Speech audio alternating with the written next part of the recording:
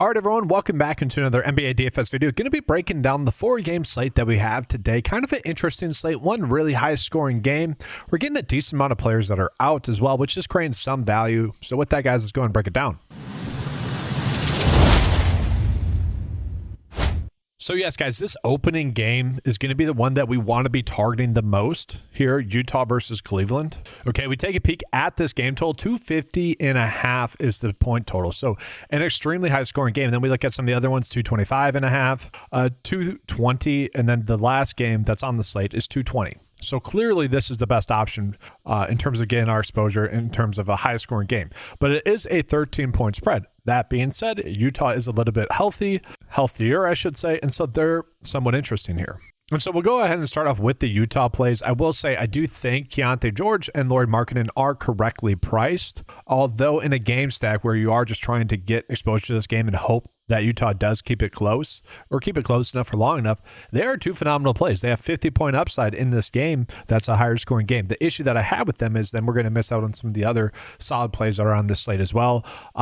Yusuf Nurkic is also someone that has a good chance to end up getting a double-double, 9.5 rebounds, 12 points. He probably will need that for us to really benefit from playing him, but he's not terrible. Those are the top 3 plays on the slate. Now, as we're calling out Cody Williams, guys, Cody Williams is very interesting to bet on. We have him at 13 minutes. He could end up getting more than that. He has gotten more than that last game, and he could be someone that ends up being a 5x value. That is if the minutes are there. If they're not, he's going to be a terrible play. So that's kind of the plays I'm trying to get to for Utah, but none of them are must plays. That's kind of the difficult part. Then we look at the value that we're getting here for Cleveland as well. Exact same thing. No one is like an ideal play, but we do want to begin our exposure because there is a good chance that this game ends up going bonkers. 250 is a high point total, especially when the next best is like 25 points lower, right? Like we need to be getting exposure to this game in some capacity. Then we go ahead and jump on into Boston versus Indiana, guys. Indiana, we do need to get news on Andrew Nembhard. He is currently questionable on the slate. If he were to sit, I think that would make this game much more ugly. Okay, it's a 6-point spread. This is the second highest scoring game on the slate. But if he sits, sure, Siakam's going to be a little bit better. Furphy becomes a little bit better. But the game overall just becomes ugly. And then on the flip side of this, we do have Jaylen Brown out. Sam Hauser is currently questionable as well. If Sam Hauser were to also sit, guys, Pritchard would just be a very easy click. I think Keita would become a little bit better. Hugo Gonzalez is someone we'd be looking at there as well. And so for me, guys, the slate does look pretty simple. If Jaylen Brown does indeed end, well, I shouldn't say the slate, but the plays in this game do end up looking pretty simple. Like we are getting to Payne Pritchard then, and then we are going to get to Derek White then. That being said, we might have to look at Anthony Simons as a decent click there. He's someone that does pick up the most minutes with Jaylen Brown off the court, and so he's someone that they could definitely turn to get a little bit more run.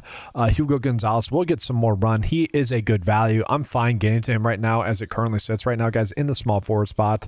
And then we look at power forward. Nothing too crazy there. Again, if Sam Hauser sits, I think we might be looking at Schreierman. What's the news on him, actually? Okay, so yeah, did play recently. He'd be someone that I think we could be looking at there as a value. And then I do think Keita is someone that benefits if Sam Hauser were to sit. He's also not in a terrible spot here as well. And then if he does end up sitting Sam Hauser, maybe we're looking at Luke Garza as a little bit of a salary relief option. But I think it's pretty clear we're going to be playing these 3 players the most for Boston. And these are currently the best values here, guys. Is Pritchard, Hauser, if he is active, he is someone that we need to be looking at. Keita, again, I think becomes a much better play if Hauser's out. Hugo Gonzalez is someone that is too cheap as well. I will say I would rather get to Hauser if Hugo Gonzalez is out. So let's actually just put Hauser in there for now. Okay, and that way he's a little bit higher priced, and that way you could adjust if needed, right? If you guys are thinking about playing this lineup, I think just logically that makes sense. Okay, so you play Hauser, and if he sits, then you're going with Hugo. It's pretty simple there. And then we take a peek at Indiana, guys. I guess I did undersell. If Nembhard is out, yes, TJ McConnell just becomes an instant cash play. Charisse Walker continues to pop as a great value every single slate. It's super annoying. The 9-to-5 data has actually been super spot on the values thus far this year, especially values that you might not be looking at, and especially values that I'm like, oh, he's popping. That's strange. Max Christie several nights ago where he went for 40 plus. I didn't see that. That's pretty awesome.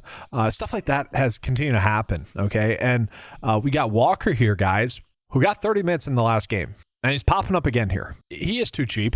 And the fact that he did have 40 fantasy points in this previous game, I am a little bit more inclined to get to him. Now, that was due to it being a blowout. But if Nembhard's out, I do think that increases the likelihood for a blowout.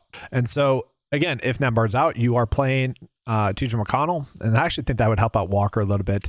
I don't want to get to him right now in my hand builds. But if you did, I wouldn't blame you. And then let's go ahead and take a peek at Toronto versus Philly, guys. So Toronto, I think they'll get back RJ Barrett. Brandon Ingram is expected to play as well. Joachim Poeltl is still out, however. And then for Philly, I expect Paul George and Embiid to be active on the back end of a back-to-back as well. So I'm expecting them all to be active. And if everyone ends up being active here in this game, no one is like extremely mispriced. Everyone is just kind of correctly priced, especially for Philly.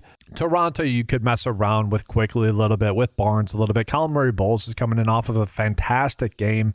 Sandro had a pretty terrible game. And so if you want to chase Colin Murray-Bowles, I'm fine with that. But I don't think we need to. I think we have other spots that we can get to for some bigs. Now, he is listed as a power forward, which is fine.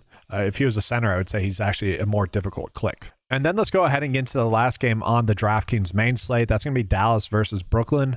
So interestingly enough, guys, Demon is out and Thomas is out, but Michael Porter Jr. is back for them. It's a 4-point spread. We do have Dallas still pretty darn banged up. Cooper Flagg is coming in off an extremely disappointing game. Brandon Williams was out in that game last game, and Ryan Nembhard ended up having a pretty good game that game. And so that's another part of the equation here. Is Brandon Williams going to end up being active? He's listed as doubtful. And so if he ends up sitting, Nembhard becomes a great click. And then Cooper Flagg should be a fine play, but we'll see how he ends up doing. And so we go ahead and take a peek at the plays, guys. Yes, if Brandon Williams sits, that's going to change the production for Ryan Nembhard. Oh, and I guess PJ Washington's been upgraded to questionable, but he's still doubtful. Okay, so those two are being projected for minutes. I'm not expecting them to play, guys. And so if they do end up sitting, I just think we're looking at Ryan Nembhard there in the late game. We want to begin exposure to him. Klay Thompson is actually kind of appealing here, where he might be forced to get some more minutes. If he's hot shooting the basketball, he could be a key play for us on this slate. I do think we're fine going back to the well with Cooper Flagg. Definitely a disappointment in that last game, which ended up seeming like a smash spot against Chicago. This should lower his ownership on the slate. And so if it does, that ends up being a pretty fine click, I think, on this slate. Marshall was someone that was chalk, which I think he's fine. I think he's a solid play. I think he will get 30 fantasy points. We do need this game to stay close with how Vegas is projecting it to. And if it does, then I'm fine with it. Max Christie, I kind of mentioned this in the last game. With all those players out, he's actually the player that benefits the least. He actually sucks. he does not benefit, is the way I should phrase it. And so we're probably staying away from him. And then I kind of do think we're probably playing Marshall at the small forward. And then it is worth looking at Brooklyn as well, guys. Michael Porter Jr., I think, will end up being kind of extreme chalk. He has been someone that has been going off. Cam Thomas is out again. The issue is I do like Hauser a little bit better. If you wanted to pay up for Michael Porter instead of Cooper Flagg, I would understand that. And he is really popping up data-wise, guys, but so is Danny Wolf. And Danny Wolf is interesting because we do know that Demon is out and Thomas is out. I don't mind him. I think I'd rather get to Terrence Mann. I think he has a better chance of having a big game, both projected around the same minutes. He's the play that I like more. But again, we kind of had that forward issue there, the small forward issue. And so I guess maybe we get to Danny Wolf for this first look build, and we get to a center, just a general center play here. 8.1 left over. Evan Mobley, I'm fine. Yeah, we'll get to Evan Mobley, just, trying to get another piece of that high scoring game. I'm fine with it. Obviously, he hasn't been great recently, but that's why his price is a little bit lower. I don't mind it. I think I would rather honestly be able to get to Yusuf Nurk instead in that same game and pay up elsewhere. And let's try that actually. So we'll get to him. Go up from Danny Wolf, 5.1. Colin Murray-Bowles. All right, there we go. I end up liking this build a decent amount. Now, that's kind of what I'm looking at here, guys. Let's go ahead and take a peek at what the 9 to 5 lineup builders telling us are the top builds. And the tough part about this slate is what happens when or if Andrew Nembhard's ruled out. We're already playing Ryan Nembhard, I would say, assuming that Brandon Williams and PJ Washington do sit. And that's what makes the slate interesting. We're getting a lot of good guard plays that are going to go off or should go off. A lot of decent small forward plays. Fun slate in general here, guys. This is the top build right now, and I have no issues with it. I think it's a solid build overall. But that's going to do it for this video, guys. Hopefully you guys enjoyed the coverage. If you did, make sure to give a like and subscribe. If you guys want access to that DraftKings optimizer, the lineup optimizer, or the DraftKings cheat sheet, head on over to 9to5sports.com. Get access to all the tools on the website for a low monthly cost of $10 a month. And included in that is going to be all the fantasy golf tools that you guys need. And I say that because, well, fantasy golf season is starting right now. The Sony Open is taking place on Thursday. Thursday, I'm going to be dropping my first DFS video of the year for golf, covering that on the 9 to 5 Golf YouTube channel. So make sure to check that out there as well. That's going to do it for this video. Guys, make sure to leave a like, subscribe to the channel if you can. That does help with the channel. I'm trying to get to 500 subscribers here on this channel. So a subscribe would be greatly appreciated. All right, guys, that's going to do it. Thanks for watching. Good luck. And as always, let's keep cashing.